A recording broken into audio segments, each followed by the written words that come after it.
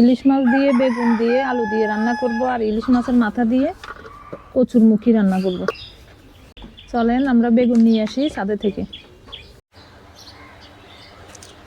এই যে বেগুন, টাটকা টাটকা বেগুন রান্না করব।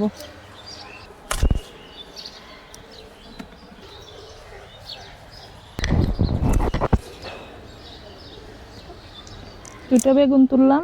এই যে গাছের থেকে একটা কাঁচামরিচ উঠে,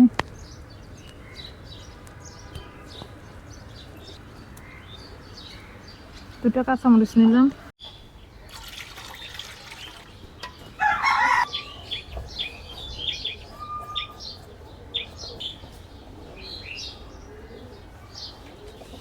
আলু বেগুন কাটা শেষ, এখন কচুর মুখিগুলা কাটবো।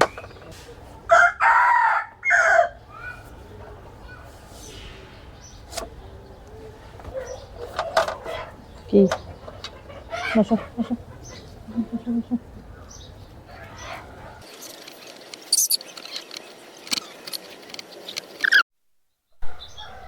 আলু বেগুন কাটা শেষ, কচুর মুখি কাটা শেষ, এখন ইলিশ মাছ কাটবো।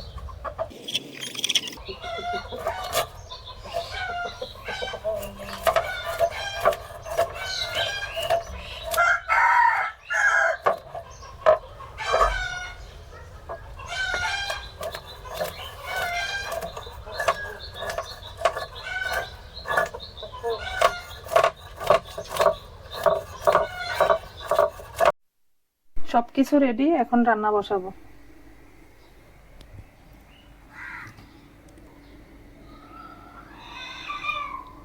কচুটা এখন ভাপ দিয়ে দিব, তাহলে আর গলা চুলকাবে না।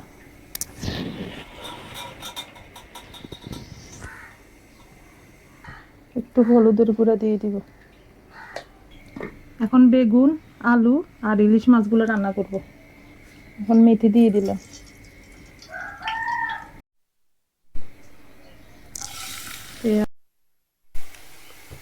আদা রসুন পেঁয়াজ, হলুদের গুঁড়া মরিচের গুঁড়া লবণ।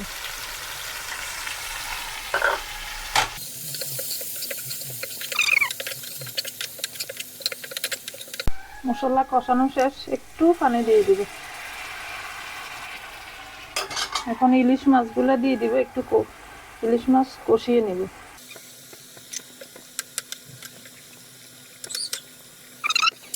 মাছ কষানো শেষ, এখন উঠিয়ে ফেলবো।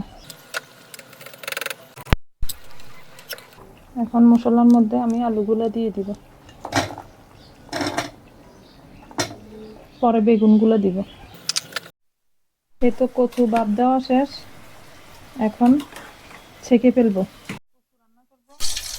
মেথি দিয়ে দিলাম, পেঁয়াজ, অনেকগুলো রসুন যেন গলা না চুলকায়।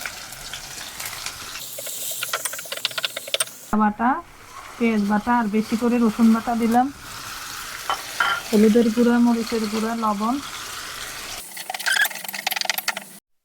মশলা কষানো শেষ, এখন ইলিশ মাছের মাথাগুলো দিয়ে দিব।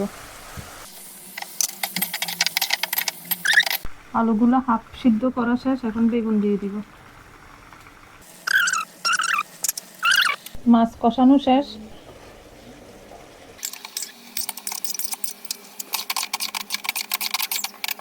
এই যে বেগুন আর আলু হয়ে গেছে, এখন মাছগুলো দিয়ে দিব।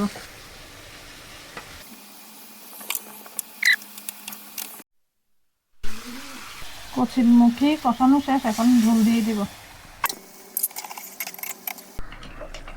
এই যে বেগুন ইলিশ মাছ আর আলু রান্না শেষ, এখন কাঁচামরিচ আর ধনিয়া পাতা দিয়ে দিব। কচুর মুখি ইলিশ মাছের মাথা এটাও রান্না শেষ।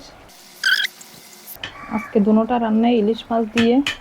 কেমন হয়েছে জানাবেন সবাই। আল্লাহ হাফেজ।